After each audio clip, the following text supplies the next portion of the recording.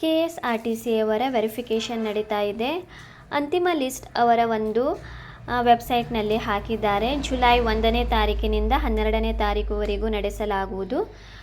ಈಗ ಯಾರೆಲ್ಲರ ಒಂದು ಗೈರು ಹಾಜರಾದ ಅಭ್ಯರ್ಥಿಗಳಿಗೆ ಅವರು ಇನ್ನೊಂದು ಅವಕಾಶ ನೀಡುವ ಸಲುವಾಗಿ ಜುಲೈ 2ನೇ ತಾರೀಕಿನಿಂದ 13ನೇ ತಾರೀಕುವರೆಗೂ ಯಾರೆಲ್ಲರ ಒಂದು ಗೈರು ಹಾಜರಾದ ಅಭ್ಯರ್ಥಿಗಳು ಅದರ ಜೊತೆಗೆ ದಾಖಲಾತಿ ಸರಿಯಿಲ್ಲ ಅಂತ ವಾಪಸ್ ಕಳಿಸಿದ ಅಂತಹ ಅಭ್ಯರ್ಥಿಗಳಿಗೆ ಅವರು ಇನ್ನೊಂದು ಅವಕಾಶ ಮಾಡಿಕೊಟ್ಟಿದ್ದಾರೆ. ಈ ಅವಕಾಶವನ್ನು ನೀವು ಯಾರೂ ಕೂಡ ಮಿಸ್ ಮಾಡಿಕೊಳ್ಳಬೇಡಿ. ಯಾಕಂದರೆ ಆಮೇಲೆ ನಿಮಗೆ ಯಾವುದೇ ಥರದ ಅವರು ಅವಕಾಶ ಮಾಡಿಕೊಡುವುದಿಲ್ಲ. ಆದ ಕಾರಣ ಈಗ ಯಾವ ಒಂದು ಅಪ್ಲಿಕೇಶನ್ ನಂಬರಿಂದ ಯಾವ ದಿನಕ್ಕೆ ಕರೆದಿದ್ದಾರೆ ಅಂತ ಸಂಪೂರ್ಣ ಮಾಹಿತಿಯನ್ನು ಈ ವಿಡಿಯೋದಲ್ಲಿ ತಿಳಿಸಿಕೊಡುತ್ತೇನೆ. ವಿಡಿಯೋನು ಸ್ಕಿಪ್ ಮಾಡದೆ ಕೊನೆವರೆಗೂ ನೋಡಿ. ಯಾರೆಲ್ಲ ನನ್ನ ಚಾನಲ್ ಹೊಸದಾಗಿ ನೋಡುವವರು ಪ್ಲೀಸ್ ಸಬ್ಸ್ಕ್ರೈಬ್ ಮಾಡಿ ಮತ್ತು ಪಕ್ಕದಲ್ಲಿರೋ ಬೆಲ್ ಐಕನ್ನನ್ನು. ಕರ್ನಾಟಕ ರಾಜ್ಯ ರಸ್ತೆ ಸಾರಿಗೆ ನಿಗಮ ಬೆಂಗಳೂರು 28ನೇ ತಾರೀಕಿಗೆ ಈ ಒಂದು ನೋಟಿಫಿಕೇಶನ್ ಹೊರಡಿಸಿದ್ದು ಚಾಲಕ ನಿರ್ವಾಹಕ ಹುದ್ದೆಗಳ ನೇಮಕಾತಿ ಕುರಿತು ಅಂತ ನೀಡಿದ್ದಾರೆ.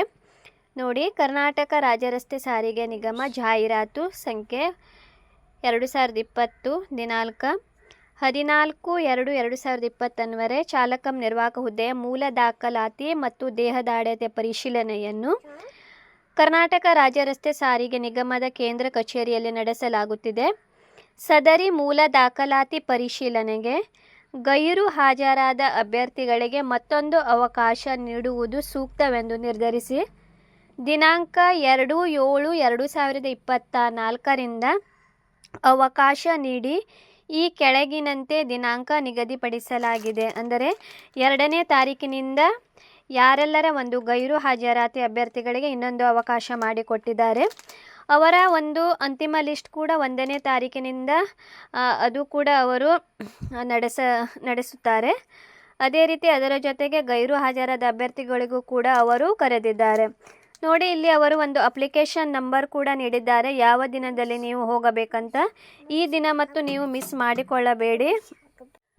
ನೋಡಿ, 2ನೇ ತಾರೀಕಿಗೆ ಅಪ್ಲಿಕೇಶನ್ ನಂಬರ್ D200009 ರಿಂದ D20041888 ವರೆಗೆ ಯಾರ ಒಂದು ಅಪ್ಲಿಕೇಶನ್ ನಂಬರ್ ಇದೆ ಅಂಥವರು ಹೋಗಬೇಕು. ಅದೇ ರೀತಿ 3ನೇ ತಾರೀಕಿಗೆ D200419 ನಿಂದ D200863. 4ನೇ ತಾರೀಕಿಗೆ D208645 ನಿಂದ D2013-204. ಅದೇ ರೀತಿ 5ನೇ ತಾರೀಕಿಗೆ D2013-207 ನಿಂದ D20177006. 6ನೇ ತಾರೀಕಿಗೆ D20177008 ನಿಂದ D20211784.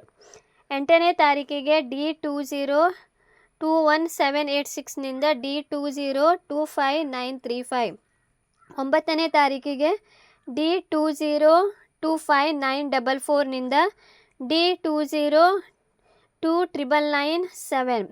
10ನೇ ತಾರೀಕಿಗೆ D203003 D20333674 ಹೋಗಬೇಕು. 11ನೇ ತಾರೀಕಿಗೆ D20333675 ನಿಂದ D20449754 ಅಂಥವರ ಒಂದು ಮಧ್ಯದ ಯಾರು ಒಂದು ಅಪ್ಲಿಕೇಶನ್ ಇದೆ ಅಂಥವರು ಹೋಗಬೇಕು. ನೋಡಿ, 12ನೇ ಮತ್ತು 13ನೇ ತಾರೀಕಿಗೆ ಅವರು ಗೈರು ಹಾಜರಿ ಹಾಗೆ ಉಳಿದ ಇತರ ಎಲ್ಲ ಅಭ್ಯರ್ಥಿಗಳಿಗೂ ಕೂಡ ಅವರು ಕರೆದಿದ್ದಾರೆ. ಈ ಒಂದು ದಿನ ನೀವು ಮಿಸ್ ಮಾಡಿಕೊಳ್ಳಬೇಡಿ. ಮತ್ತು ನಿಮಗೆ ಮುಂದೆ ಯಾವ ಅವಕಾಶ ಕೂಡ ನೀಡುವುದಿಲ್ಲ. ಅದೇ ರೀತಿ ನೀವು ಇಲ್ಲಿ ನೋಡಬಹುದು, ಗೈರು ಹಾಜರಾದ ಅಭ್ಯರ್ಥಿಗಳಿಗೆ SMS ಮೂಲಕ ಮಾಹಿತಿ ನೀಡಿದ್ದು ನಿಗಮದ ಅಧಿಕೃತ ವೆಬ್ಸೈಟ್ನಲ್ಲಿ KSRTCjobs.karnataka.gov.in ಇಂದ ಅಂತಿಮ ಕರೆಪತ್ರವನ್ನು ನೀವು ಅಲ್ಲಿಂದ ಡೌನ್ಲೋಡ್ ಮಾಡಿಕೊಂಡು ದಿನಾಂಕ ಅಥವಾ ಅವಧಿ 13/7/2024 ಒಳಗೆ ನೀವು ತಪ್ಪದೇ ಹಾಜರಾಗಲು ಸೂಚಿಸಲಾಗಿದೆ ಅಂತ ಅವರು ಮಾಹಿತಿ ನೀಡಿದ್ದಾರೆ. ನೋಡಿ ಫ್ರೆಂಡ್ಸ್, ಇದೇ ನಿಮಗೆ ಒಂದು ಕೊನೆಯ ಅವಕಾಶ ಆಗಿದೆ. ತುಂಬ ಜನ ಇನ್ನು ಕಮೆಂಟ್ ಮಾಡಿ ಕೇಳ್ತಾ ಇದ್ದರು, ನಮ್ಮ ಒಂದು ಮೆಸೇಜ್ ಬಂದಿಲ್ಲ, ನಮಗೆ ಯಾವುದೇ ರೀತಿಯಿಂದ ಮಾಹಿತಿ ಇಲ್ಲ, ನಮ್ಮ ನಂಬರ್ ಬಂದಿದೆ ಅಥವಾ ಇಲ್ಲ ಅಂತ. ನೋಡಿ, ಇದೇ ಒಂದು ಕೊನೆಯ ಲಿಸ್ಟ್ ಆಗಿದೆ. ನಿಮ್ಮ ಒಂದು ಗೈರು ಹಾಜರಾಗದೆ ಆದ ಅಭ್ಯರ್ಥಿಗಳಿಗೆ ಇದೊಂದು ಅವಕಾಶ ಆಗಿದೆ. ಆದ ಕಾರಣ ನೀವು ತಪ್ಪದೇ ಈ ಒಂದು ವೆರಿಫಿಕೇಷನಿಗೆ ಹೋಗಿ. ಏನಾದರೂ ಡೌಟ್ ಇದ್ದರೆ ಕಮೆಂಟ್ ಸೆಕ್ಷನ್ನಲ್ಲಿ ನೀವು ಕೇಳಬಹುದು. ನೋಡಿ, ಇಲ್ಲೇ ಅವರು ಅಪ್ಲಿಕೇಶನ್ ನಂಬರ್ ಕೂಡ ನೀಡಿದ್ದಾರೆ. ನಿಮ್ಮ ಒಂದು ಅಪ್ಲಿಕೇಶನ್ ನಂಬರನ್ನು ನೀವು ನೋಡಿ ಆ ಡೇಟಿಗೆ ನೀವು ತಪ್ಪದೇ ಹೋಗಿ ನಿಮ್ಮ ಎಲ್ಲ ದಾಖಲಾತಿಗಳೊಂದಿಗೆ. ಈ ಮಾಹಿತಿ ಇಷ್ಟವಾದರೆ ನನ್ನ ಚಾನಲನ್ನು ಸಬ್ಸ್ಕ್ರೈಬ್ ಮಾಡಿ ಮತ್ತು ಪಕ್ಕದಲ್ಲಿರೋ ಬೆಲ್ಲೈಕನ್ನನ್ನು ಕ್ಲಿಕ್ ಮಾಡಿ.